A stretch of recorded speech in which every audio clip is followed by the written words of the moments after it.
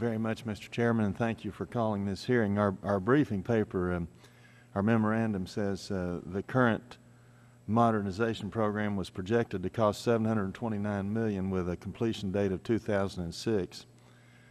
The Air Force has failed to meet cost and scheduling goals for this project. GAO estimates that this project is $870 million over budget and 3 years past due. And I remember reading last year a GAO report that said the Pentagon had a total of $295 billion in cost overruns on just its 72 largest weapon systems. And nobody got upset about that. Apparently you're not supposed to criticize the military in any way today. And I think in part it's because the figures are so high that nobody can really comprehend it. People did get upset about the $328,000 photo mission to New York City. Maybe they can understand that a little bit better. But now, according to our memorandum, $1.6 billion has been spent on this program, and yet it's still not completed, and it's $870 million over budget. General McCaslin, is anybody upset about that, or are we just going to gleefully go on and just so that if Chairman Tierney holds a hearing on this a year or two from now, people are just going to come in and tell us it's even more over budget and further behind schedule? I mean, somebody ought to be upset about this. Well, sir, I won't dispute being upset. I am too, because as a supplier, that's resources that I don't have available to meet my operational customers' needs. So I'm inclined to resonate with you. As the GAO report pointed out, the particular portion of the GPS program that those figures were associated with is the GPS 2F satellite program, the current production program. And the GAO noted that a number of circumstances conspired to aggravate the business performance of that program. One of which was the consolidation of the defense industry.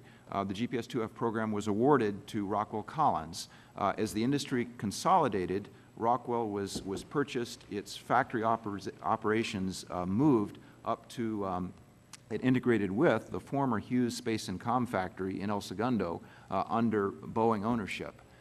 The second dimension that the GAO also noted in her report was that the government also chose to evolve and modify this program at the same time in response to user demands. We had military and civil requirements that we were trying to meet, additional services for civilian second civil signal, and the beginnings of the evolution of the M-code modernization and the power growth for the military.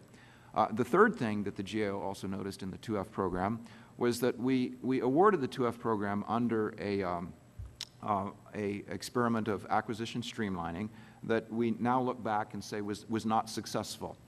And so the combination of those have added up to cost and schedule growth that the GAO has rightly reflected on. The GAO also noted that for every one of those, we've taken steps to ensure that those circumstances aren't being repeated on the GPS Block 3 program. We believe that the industry consolidation is stable, that the supplier base is healthy. They have a business volume that tells us that we can count on doing business with the same people that we signed the contract with. Now, admittedly, that's subject to circumstances beyond defense's control, but it appears to be a broadly accepted assumption that the industry is stable. We've put into practice kind of a back-to-basics approach for government oversight, the use of military standards, and we think that that's already showing signs of success. Thirdly, we deliberately laid out... Let me say this. I see my time's about to run out. You know, it seems to me that federal bureaucrats, and particularly the Pentagon, can rationalize or justify or excuse almost anything. It seems to me that it ought to be awfully difficult to make excuses for an $870 million cost overrun. But I suppose that since it's money that's not coming out of anybody's pocket over there at the Pentagon, people don't really care that much. And I just think it's terrible.